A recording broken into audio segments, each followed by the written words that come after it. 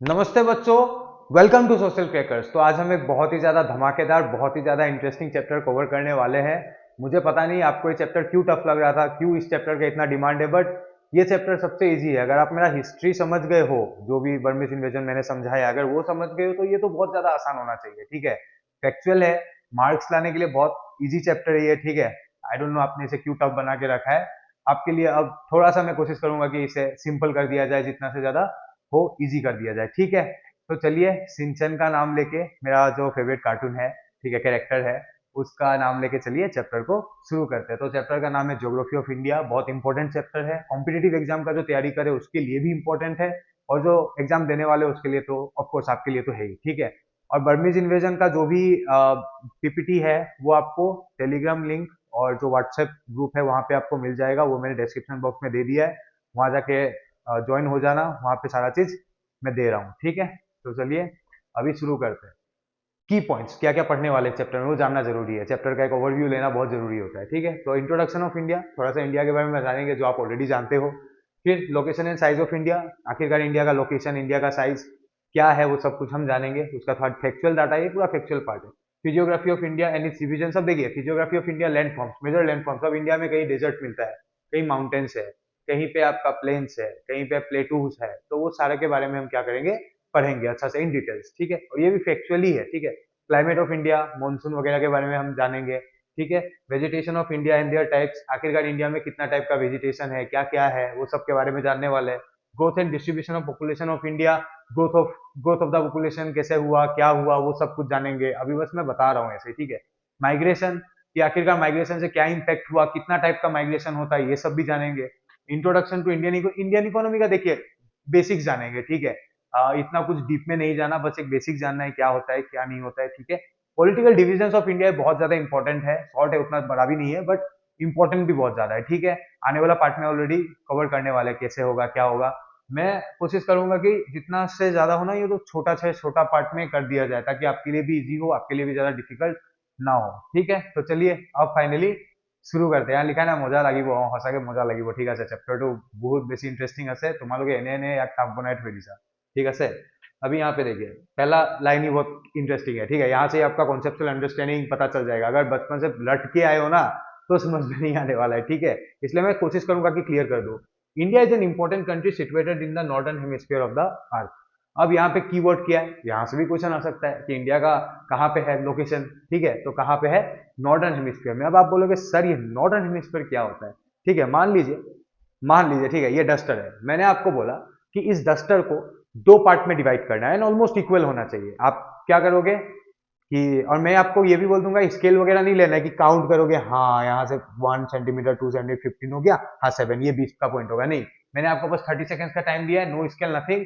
तो आप क्या करोगे, एक माइंड में एक इमेजिनरी, आपका इमेजिनरी लाइन एक आ जाएगा कि हाँ इमेजिनरी लाइन ये है। हाँ, आप इमेजिन कर लोगे कि ये लाइन है, इसे क्या करोगे आप फिर तोड़ दोगे बीच का लाइन लगा के, क्योंकि टाइम कम था अपने पास। हाँ ये बीच का होगा तो आपने तोड़ दिया समझ के, और फिर दो पार्ट पे डिवाइड करके मुझे दे दोगे, ये लीजिए सर मैंने इमेजिन किया और यही लाइन था और दे दिया। ऑलमोस्ट सेम ही होगा। ठीक है, इसी तरह से क्या हुआ था उस समय, जो एक्सप्लोरर्स थे दो क्या करते थे, एक देश से, देख रहे हो ग्लोब में, एक देश से दूसरा जगह ऐसे जाया करते थे, तो उनको एक आइडिया लग चुका था कि अर्थ का जो ये है पॉइंट है, सेंटर पॉइंट है, वो ये होगा। तो इस लाइन को उन्होंने इमेजिनेशन किया, ऐसे नहीं कि कैलकुलेट किया पूरा ऐसे ऐसे जाके। ठीक है, उन्होंने बस इमेजिन किया कि हाँ जो अर्थ का ये सेंटर पॉइंट होगा वो क्या होगा, मिड पॉइंट होगा, ये होगा। उसको फिर डिवाइड कर दिया कि ये लाइन का नाम दे दिया इक्वेटर, इस इमेजिनरी लाइन का, और बोला कि ये जो इक्वेटर है वो अर्थ को दो पार्ट में क्या करता है, डिवाइड करता है। ठीक है, और एक का ऊपर वाला नॉर्थ है तो नॉर्दर्न हेमिस्फीयर, और साउथ है तो साउदर्न हेमिस्फीयर। तो इंडिया का पोजीशन कहाँ पे, India is an important country situated in the northern hemisphere of the earth. ये देखिए ये जो बीच वाला लाइन है, जब सेलर्स वगैरह ऐसे जाते थे, तो एक्सप्लोरर्स वगैरह जाते थे, तो उन्होंने क्या कर लिया, एक इमेजिन कर लिया। हाँ जैसे मैंने आपको बोला था इमेजिन करने के लिए, उन्होंने भी इमेजिन कर लिया हाँ ये जो होगा ये बीच वाला पॉइंट होगा, और इसका ऊपर वाला का नाम क्या दे दिया, नॉर्दर्न हेमिस्फीयर, साउथ में है तो साउदर्न हेमिस्फीयर। डायरेक्शन इंपॉर्टेंट है।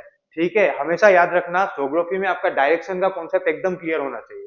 तो ये एक बार ये कर लीजिएगा। ठीक है, इसको लिख लीजिएगा नॉर्थ ईस्ट ऐसे ऐसे, क्योंकि आने वाला चैप्टर, आई डोंट नो आपने चैप्टर 2 अच्छा से पढ़ा है नहीं पढ़ा है, ट्रॉपिकल साइक्लोन ये सब, वहां पे तो ये सब का बहुत जरूरी पड़ा होगा। ठीक है, डायरेक्शन अगर आपको क्लियर नहीं है तो मुझे बोलना, मैं एक शॉर्ट वीडियो में लाके या फिर आपको समझा दूंगा कि नॉर्थ ईस्ट का कैसे होता है ये सब, आई थिंक आपको पता होगा, बट ये है, समझ लेना, ठीक है। तो यहाँ पे क्या लिखा है, इंडिया का पोजीशन कहाँ पे है अब, नॉर्दर्न हेमिस्फीयर में। नॉर्दर्न मतलब इंडिया का पोजीशन अब ऊपर होगा, ठीक है, समझ में आ गया, आसान है ना, ऑफ कोर्स आसान है, ठीक है। तो अब देखिए इसको और डेप्थ में समझते हैं। तो क्या हुआ था, एक्सप्लोरर्स ने इमेजिन कर लिया कि यही एक लाइन होगा जो अर्थ को क्या करता है, दो पार्ट में डिवाइड करता है, एक नॉर्दर्न हेमिस्फीयर और एक साउदर्न हेमिस्फीयर। अब इंडिया का पोजीशन कहाँ पे बोला था, नॉर्दर्न हेमिस्फीयर, ये है ना इंडिया का पोजीशन नॉर्दर्न हेमिस्फीयर में, ये देखिए दिख रहा है आपको। तो ये हो गया इंडिया नॉर्दर्न हेमिस्फीयर में, ठीक है, ये एग्जाम पॉइंट ऑफ व्यू के लिए भी इंपॉर्टेंट है। अब क्या होता है, this country lies in the continent of Asia.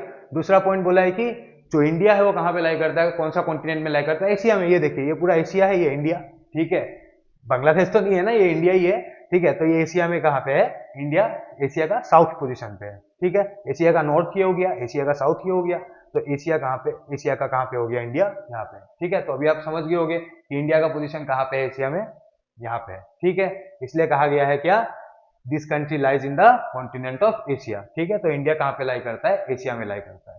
अब क्या है, it is a large democratic country of the world. पता ही है India largest democratic country in the world है।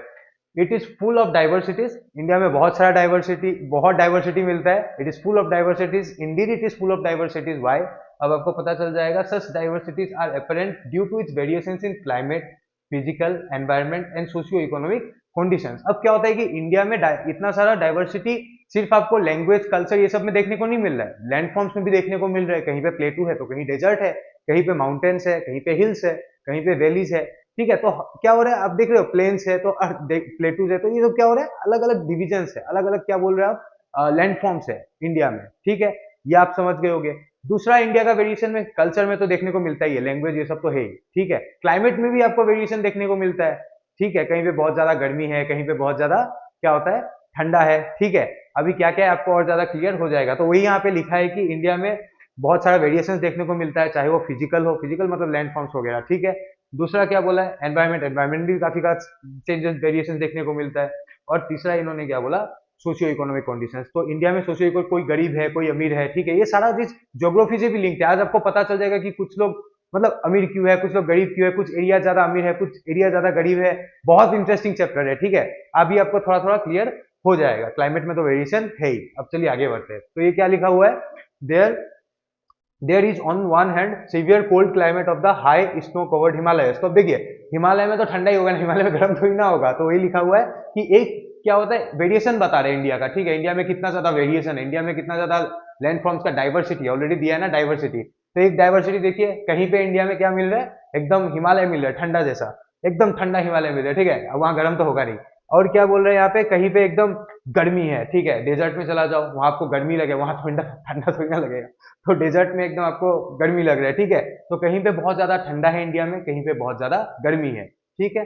फिर क्या है, जैसे यहाँ पे राजस्थान में, ठीक है, अब आप बोलोगे कि असम में है, असम में आपको डेजर्ट देखने को मिल रहा है क्या, तो ये आपको कहाँ में मिलेगा, राजस्थान में मिल रहा है। तो कहीं पे आपको बहुत ठंडा मिल रहा है, कहीं पे बहुत गर्मी भी मिल रहा है, कहीं पे डेजर्ट भी मिल रहा है। ये देखो वेरिएशन इंडिया का, ठीक है, कितना सुंदर जगह है इंडिया। अब देखिए कहाँ पे क्या होता है, कहाँ पे क्या, कहीं पे क्या हो रहा है, बहुत ज्यादा फ्लड, बहुत ज्यादा रेनफॉल की वजह से क्या हो रहा है, फ्लड हो जाता है। असम में ही कितना रेनफॉल हो रहा है, कितना फ्लड हो जा रहा है, ठीक है। मेघालय में एनी टाइम बारिश ही होते रहता है, ठीक है। तो लेकिन कुछ एरिया में क्या होता है, एकदम सूखा पड़ा हुआ है, ठीक है, बारिश ही नहीं हो रहा है। और बारिश नहीं होने की वजह से क्या हो रहा है, वहां का एग्रीकल्चर नहीं हो रहा है, नुकसान है, ठीक है। Where some area suffer from acute water shortage due to drought. अब कहीं पे पानी ही नहीं आ रहा है, अजीब है ना कि एक ही इंडिया में कहीं पे बहुत बारिश हो रहा है, कहीं पे बारिश ही नहीं हो रहा है, ठीक है। ये देखिए ये वेरिएशंस मिल रहे हैं इंडिया में देखने को। इसलिए इस लाइन पे सेबा का यही खूबसूरती है ना कि सारा चीज वो पहले ही बता देता है, ठीक है। और जब फ्लड आता है तो ऐसा सिचुएशन आपने देखा ही होगा, उत्तराखंड हो गया, असम में तो होते ही रहता है, ठीक है। तो ये आपको अब समझ में आ गया होगा, ठीक है। तो इस पॉइंट का मतलब क्या, कहीं पे बहुत ज्यादा बारिश हो रहा है तो फ्लड आ रहा है, कहीं पे बारिश ही नहीं है तो क्या हो रहा है, वाटर शॉर्टेज हो रहा है, ठीक है, समझ में आ गया होगा। अब आगे बढ़ते हैं। और कहीं पे क्या है, डीप फॉरेस्ट है विथ ब्रॉड लीफ ट्रीज। अब क्या होता है, कहीं पे देखिए फॉरेस्ट ही फॉरेस्ट मिल रहा है, बहुत ही ट्रीज ही ट्रीज मिल रहा है, मतलब एकदम लीव्स ही लीव्स मिल रहा है, ठीक है, मतलब एकदम हरियाली ही हरियाली है, ठीक है। और कहीं पे देखिए पत्ता तक नहीं है। ये फोटो को देखिए, वही देखिए, on the other hand there are regions of thorny bushes with leaf. अब कहीं पे क्या हो रहा है कि देखिए ये रोनी बुशेस हो गया, यहाँ पे आपको कुछ भी लीफ दिखाई दे रहा है, एक पत्ता भी दिखाई नहीं दे रहा है, ठीक है। तो वही बता रहा है कि कहीं पे एकदम हरियाली है, कहीं पे एक पत्ता तक नहीं है, ठीक है। तो वही वेरिएशन देखिए इंडिया में, अजीब है ना कि कहीं पे पूरा हरियाली, कहीं पे मतलब एक पत्ता भी नहीं मिल रहा है। अब क्या है, आगे बढ़ते हैं। The Indian land mass has diversities characterized by, तो इंडियन लैंड मास में क्या है, बहुत ज्यादा लैंड फॉर्म्स, मैंने स्टार्टिंग में ही बोला था कि वेरिएशंस मिलेगा, ठीक है, अलग अलग टाइप का लैंड फॉर्म्स मिलेगा। कहीं पे आपको माउंटेन मिल रहा है, कहीं पे आपको हिल्स मिल रहा है, ठीक है, कहीं पे आपको प्लेटूज मिल रहे हैं, कहीं पे प्लेन्स मिल रहे हैं, कहीं पे फ्लड प्लेन मिल रहे हैं। अब देखिए, जब आप इंडिया का नॉर्थ पे देखोगे तो वहां पे आपको हिमालय माउंटेन्स मिल रहे हैं, ठीक है। आप फिर आप नीचे आओगे तो आपको हिल्स वगैरह मिलना शुरू होगा, फिर उससे भी नीचे आओगे प्लेन्स वगैरह मिलना शुरू होगा, ठीक है। अब प्लेन्स का नीचे जाओगे जो इंडिया का साउथ पार्ट में है, ठीक है, तो साउदर्न इंडिया में आपको क्या देखने को मिलेगा, प्लेटूज देखने को मिलेगा। अब आपका माइंड में एक क्वेश्चन आएगा, सर ये माउंटेन्स और हिल्स में आके डिफरेंस क्या रहता है। देखिए, माउंटेन्स का जो हाइट है, जो एलिवेशन है, वो काफी हाई रहता है, but if you compare it hills, तो हिल्स में अगर वो रहेगा तो हिल्स में इतना नहीं, हिल्स और माना था कि हाइट, ठीक है, जिमान माउंटेन्स उठा के, ठीक है। तो वही आपको वेरिएशन इंडिया में देखने को मिल रहा है, आप समझ गए होंगे, ठीक है। कहीं पे प्लेटूज है, कहीं पे प्लेन्स है, कहीं पे माउंटेन्स है, कहीं पे हिल्स है। देखिए, एक इंडिया में इतना ज्यादा डाइवर्सिटी, इतना ज्यादा लैंड फॉर्म्स, ठीक है। अब आगे बढ़ते हैं। Such physical diversities have also brought about social and economic variations in India. मैंने आपको कुछ देर एकदम स्टार्टिंग में बोला था ना, जब बोला था कि India is the largest democratic in the world, बहुत ज्यादा डाइवर्सिटी है। और उस डाइवर्सिटी, उस वेरिएशन में एक वेरिएशन और देखने को मिला था कि कहीं पे लोग बहुत अमीर है, कहीं पे लोग बहुत गरीब है, कुछ एरिया बहुत डेवलप्ड है, कुछ एरिया बहुत डेवलप नहीं है। आज आपका कॉन्सेप्ट क्लियर हो जाएगा कि आखिरकार कुछ एरिया इतना डेवलप्ड है, कुछ एरिया इतना डेवलप क्यों नहीं है, ठीक है।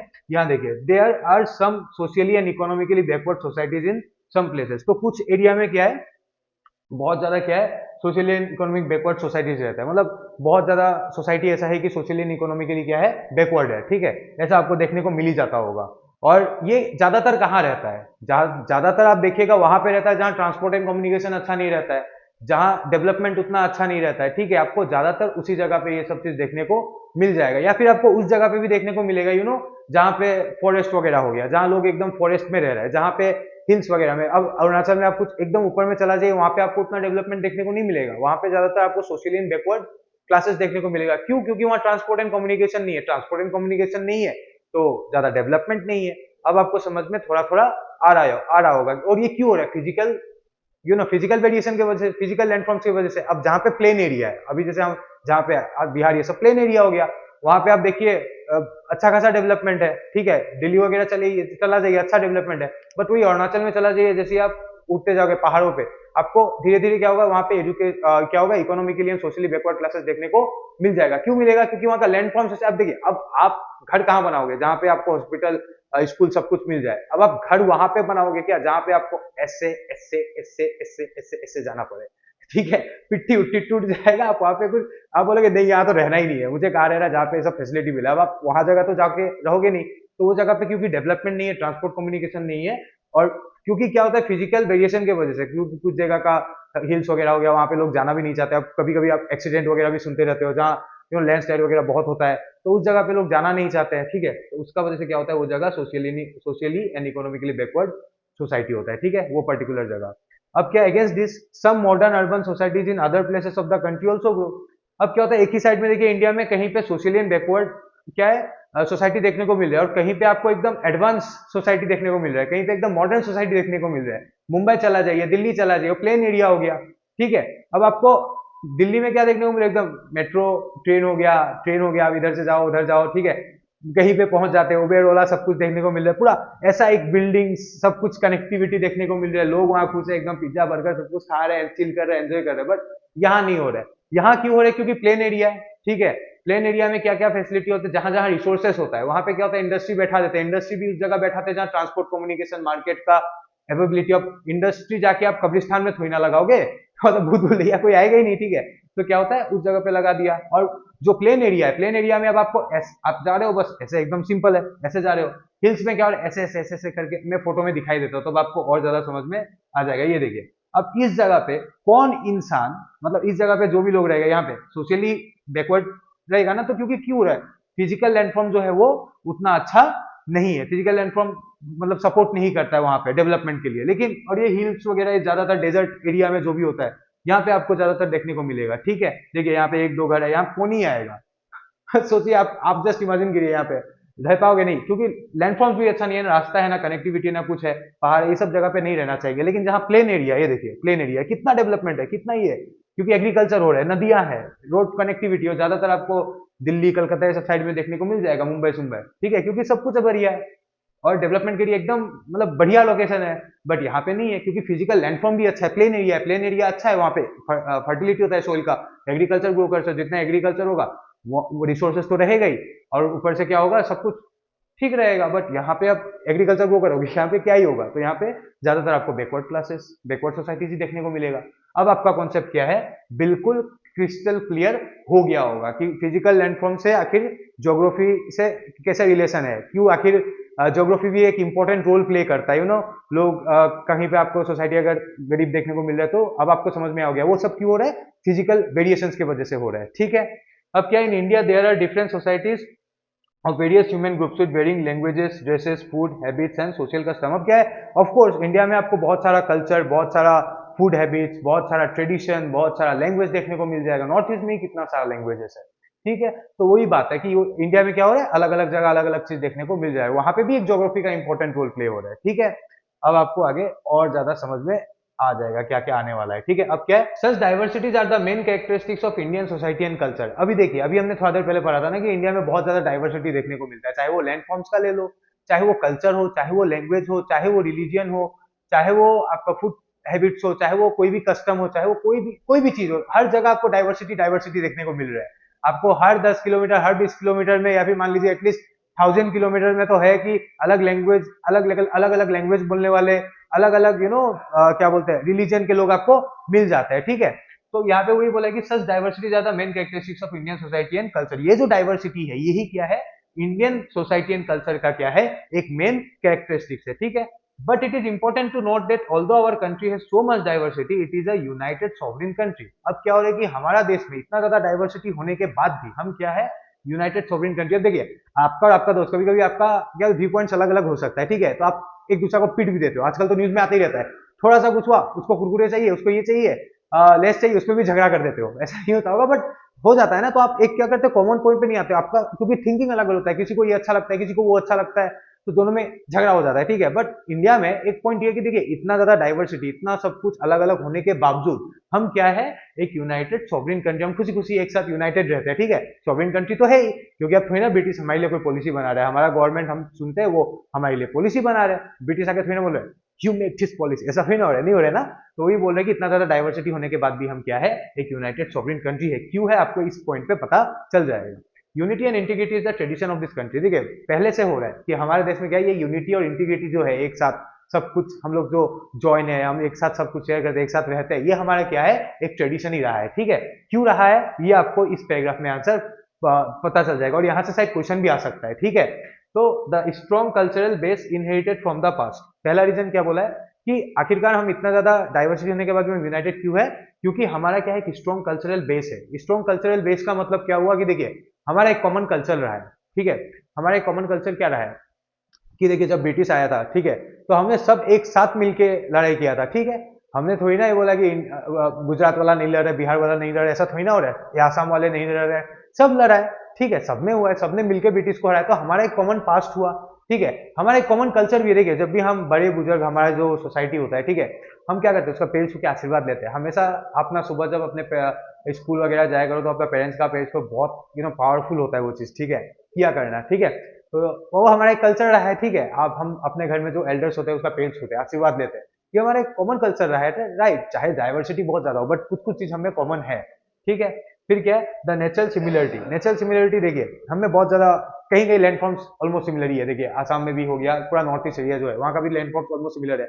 और जब एग्रीकल्चर होता है तो सब बारिश का वेट करता है, राइट। यहाँ पे देखिए, यहाँ लिखा है, लिखा है already, shaped by natural the natural similarity and uniformity shaped by the prevailing monsoon climate. अब ये जो नेचुरल सिमिलरिटी है, ये जो यूनिफॉर्मिटी है, वो क्या चीज से लिंक है, मॉनसून क्लाइमेट से लिंक है, ठीक है। अब देखिए, चाहे आप गुजरात के फार्मर हो, चाहे वो आप आसाम के फार्मर हो, चाहे आप बिहार के फार्मर, कहीं भी हो, कहीं के भी फार्मर्स हो, आपको अल्टीमेटली बारिश तो चाहिए, थोड़ी ना गुजरात के फार्मर्स को वोल्केनो चाहिए, ठीक है, लावा चाहिए, ऊपर मीटियोराइट चाहिए, ऐसा थोड़ी ना। और आसाम के लोगों को बारिश नहीं चाहिए, सब किसी को बारिश चाहिए, किसी को बारिश चाहिए, किसी को बारिश नहीं चाहिए, ऐसा थोड़ी ना है, सबको बारिश चाहिए, राइट। सब मानसून के लिए वेट करते हैं, एग्रीकल्चर के लिए। तो हमें कॉमन ये हुआ कि नहीं, हम सब किसके लिए वेट कर रहे हैं, मानसून के लिए वेट कर रहे हैं। तो ये भी हमें क्या रखा है, इतना ज्यादा डाइवर्सिटी होने के बाद भी कुछ कॉमन है जो हमें बांध के रखा है। अल्टीमेटली हम सबको क्या चाहिए, मानसून तो चाहिए, मानसून क्लाइमेट तो चाहिए, बारिश आएगा तभी तो एग्रीकल्चर होगा। The trade and commerce of modern age would improve transport and communication system, and the unified administration have created a sense of unity among all these diversities. अब देखिए और 2 पॉइंट बचा हुआ है। 2 पॉइंट क्या था, trade commerce of modern age would improve transport and communication. अब क्या हो रहा है कि जो ट्रांसपोर्ट एंड कम्युनिकेशन है, जो इतना ज्यादा टेक्नोलॉजी एडवांस हो रहा है, अभी हम इधर का बात उधर जान पा रहे हैं, वो लोग हमारे बात जान पा रहे हैं, ठीक है, हम उनके बारे में जान पा रहे हैं, वो हमारे बारे में जान रहे हैं, उनका स्ट्रेंथ हम जानते हैं, हमारा स्ट्रेंथ वो जानता है। अब आसाम में कुछ चीज ग्रो हो सकता है, बट अल्टीमेटली हमें हरियाणा या चंडीगढ़ पे डिपेंड होना ही पड़ेगा, क्योंकि वहां से ही क्या होता है, जो मैक्सिमम चीज है वो वहां से ही आता है, ठीक है।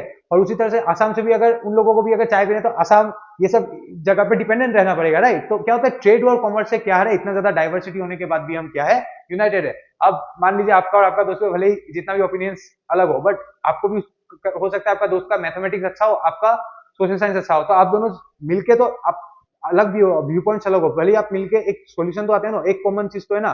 तो उसी चीज का आपको भी कुछ चाहिए, उसको भी कुछ चाहिए, ट्रेड तो दोनों में हो रहा है। हाँ, आप उसको सोशल साइंस में हेल्प कर रहे हो, आप उसका मैथ्स में हेल्प कर रहे हो। तो डाइवर्सिटी, आपका थिंकिंग में डाइवर्सिटी होने के बाद भी क्या कर रहे हो, आप एक दूसरे का हेल्प कर रहे हो। उसी तरह से इंडिया में मान लीजिए असमीज कल्चर अलग है, फिर हरियाणा का कल्चर अलग है, बट असमीज कल्चर को भी तो एटलीस्ट खाने के लिए तो वो चाहिए ना, कुछ ट्रेड वगैरह, तो वहां से सामान आता है। गुजराती लोग हम लोग से चाय मंगा रहे हैं, हम लोग उससे कुछ अलग सामान मंगा रहे हैं, ठीक है। तो ऐसे क्या हो रहा है, हमें एक डाइवर्सिटी होने के बावजूद हम क्या रहे, ट्रेड एंड कॉमर्स जो है हमें एक यूनाइटेड करके रखा हुआ है, समझ गए।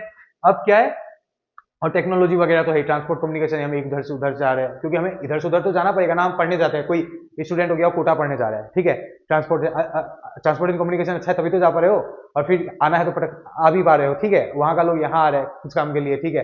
तो वही चीज इधर उधर, हमारा गुवाहाटी में भी IIT गुवाहाटी है, तो वहां का लोग भी इधर पढ़ने आ रहे हैं, हम भी वहां जा रहे हैं, ट्रांसपोर्ट कम्युनिकेशन सब कुछ बढ़िया है, तो इधर से उधर सब कुछ चेंज हो रहा है। वो इतना ज्यादा डाइवर्सिटी होने के बाद भी क्या हो रहा है, हम यूनाइटेड है। ये पॉइंट भी आपको समझ में आ गया होगा। अब क्या है, द यूनिफाइड एडमिनिस्ट्रेशन। अब देखिए, यूनिफाइड एडमिनिस्ट्रेशन का मतलब क्या, जब एग्जीक्यूटिव कोई लॉ इंप्लीमेंट करता है, ठीक है, लेजिस्लेचर लॉ बनाता है, एग्जीक्यूटिव इंप्लीमेंट करता है।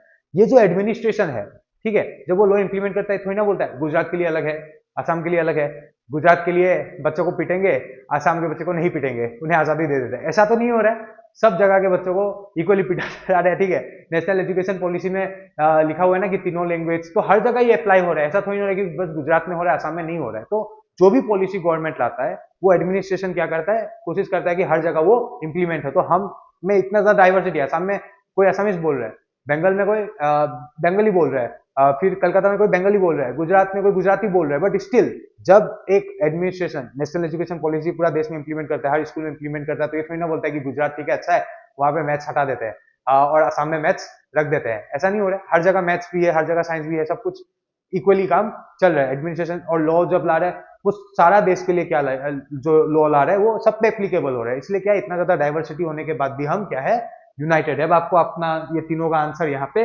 मिल गया होगा, ठीक है।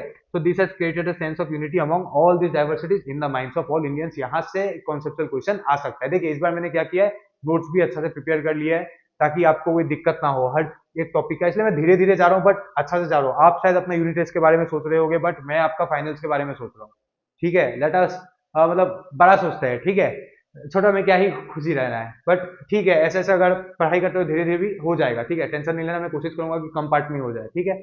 अब देखिए long answer type question, explain why India despite it's diverse climate, physical environment and socio economic condition remains a United and sovereign country. अभी मैंने आपको समझाया कितना ज्यादा डाइवर्सिटी होने के बाद भी हम क्यों सॉवरेन कंट्री है, यूनाइटेड एंड सॉवरेन कंट्री है। Comment on how India despite it's diverse climate, physical environment and socio economic condition remains a United and sovereign country. ऐसा भी क्वेश्चन पूछ सकता है। सेवा इज बिकमिंग वेरी लाइक, अब वो सीबीएसई पैटर्न फॉलो करने रहता है, कुछ भी क्वेश्चन आ सकता है, कॉन्सेप्चुअल क्वेश्चन ही आएगा। How does India demonstrate the principle of unity diversity despite is very climate, physical geography and socio economic condition, discuss and justify the statement with suitable examples.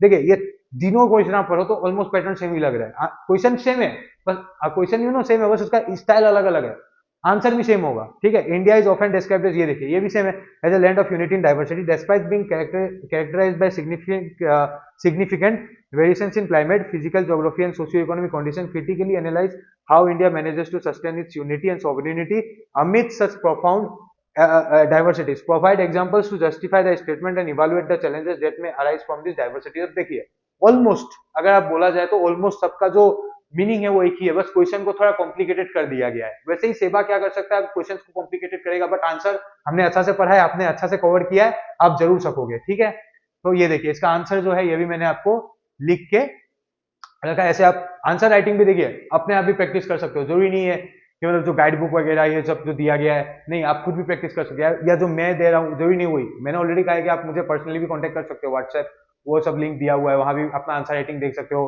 फिर वो जो मैंने आपको पहले ही बोला था पहला वीडियो में कि जो एक्सपीरियंस फैकल्टीज है जो एपीएससी यूपीएससी का मेंस इंटरव्यू दे चुके हैं, वो आपका असिस्ट करेंगे कि हाँ कहाँ कहाँ कैसे कैसे इंप्रूवमेंट हो सकता है, मैं भी आपको बताऊंगा। ठीक है, तो ऐसे जब आप आंसर लिखो, जैसे सब इंट्रोडक्शन ऐसा ही होना चाहिए, एक इंट्रो होना चाहिए, बॉडी में आपने मेन पॉइंट घुसा दिया और एक कंक्लूजन हो गया। ठीक है, हमेशा याद रखना आंसर का यही एक पॉइंट होता है। बहुत लोग क्या करते हैं ना, आंसर लिखते समय सीधा ऐसे शुरू कर देते हैं, ऐसा नहीं करना है। ठीक है, जब भी आप आंसर लिखो, जब भी आप चीजों को एक्सप्रेस करो, पहले तो intro, description and a conclusion, ये तीनों पार्ट में आंसर होना चाहिए। ये नहीं कि इंट्रो में ऐसे लिख दिया ऐसे लिख दिया। एंड सेवा में क्या होता है, थोड़ा डेस्क्रिप्टिव पूछा जाता है, अब कॉन्सेप्चुअल भी आ रहा है, तो यू हैव टू बी आप बोल सकते हो, आपको you have to be concise, you have to be precise, आपको एकदम प्रिसाइजली आंसर देना पड़ेगा। ठीक है, तो ऐसे आप दे सकते हो, मैंने एक पैटर्न बनाया, आप ऐसे भी फॉलो कर सकते हो। नोट्स बहुत सिंपल है, आप पढ़ोगे तो आपको समझ में आ जाएगा। ठीक है, बहुत अच्छा से बनाया गया है, तो ये नोट्स भी आपको मिल जाएगा, कोई प्रॉब्लम नहीं है। मैंने आपके लिए असर्शन रीजन बेस्ड क्वेश्चन भी लाया है, आप इसे प्रैक्टिस कीजिएगा। आप लोग एक बहुत गलत काम करते हो, आप लोग कमेंट कर रहे हो, आई एम रियली हैप्पी कि आप लोग, मुझे शायद आपको पढ़ के अच्छा लग रहा है। आज आपका वीडियो कैसा लगा आप बताना, इसी पेज से जाए कैसे जाए आप मुझे बताते रहना, तभी मुझे पता चलेगा। बट मैं आपको होमवर्क देता, आप लोग उसका आंसर नहीं करते, आज इसका आंसर आप लोग जरूर कीजिएगा। ठीक है, तो ये आंसर इसका स्क्रीनशॉट आप मार सकते हो, ये है क्वेश्चन नंबर 1। ठीक है, क्वेश्चन नंबर 2 थोड़ा ट्रिकी है। ठीक है, क्वेश्चन नंबर 2 मैंने कह दिया ट्रिकी है, बहुत ट्रिकी है, अच्छा से इसको करना। ठीक है, देखता हूँ कौन करेक्ट करेगा इस क्वेश्चन नंबर 2 को। ठीक है, क्वेश्चन नंबर 3 हो गया, स्टेटमेंट बेस्ड हो गया, ऐसा ऐसा क्वेश्चन में लाऊंगा और आपका ये होमवर्क रहा। ठीक है, क्वेश्चन नंबर 4 ये है, ये तो इजी है, ये तो अभी मैं बता दूं क्या, नहीं अभी मैंने नहीं बताऊंगा, कल बताऊंगा। ठीक है, तो ये 4 हो गया और ये 5। तो इससे आप क्या करोगे, अपना आंसर सब बनाओगे और मुझे क्या करोगे, भेजोगे, एंड मैं चेक करूंगा कि आपका आंसर सही हो रहा है या नहीं हो रहा है। And I am really sorry कि मैं आपके लिए वो स्पीड में नहीं जा पा रहा, but I want to go slow, I want to go, मतलब अच्छा से जाऊं, ऐसा नहीं कि सिर्फ फर फर फर फर ऐसे पढ़ा दूं, कोई फायदा नहीं होना है फिर उसका, समझ रहे हो ना।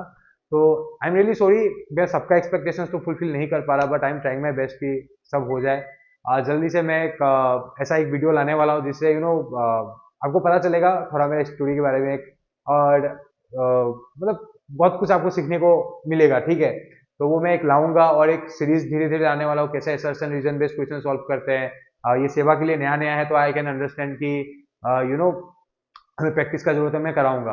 आपको कुछ नहीं करना है, बस टेलीग्राम लिंक व्हाट्सएप वहाँ का ज्वाइन हो जाना, मुझे बताना, एंड यहाँ पे ही सारा नोट्स पीपीटी क्लास नोट सबको सब चीज़ वहाँ पे ही मिलेगा। ठीक है, तो चलिए गुड नाइट, कल मिलते हैं, अच्छा से पढ़िए, चलिए बाय।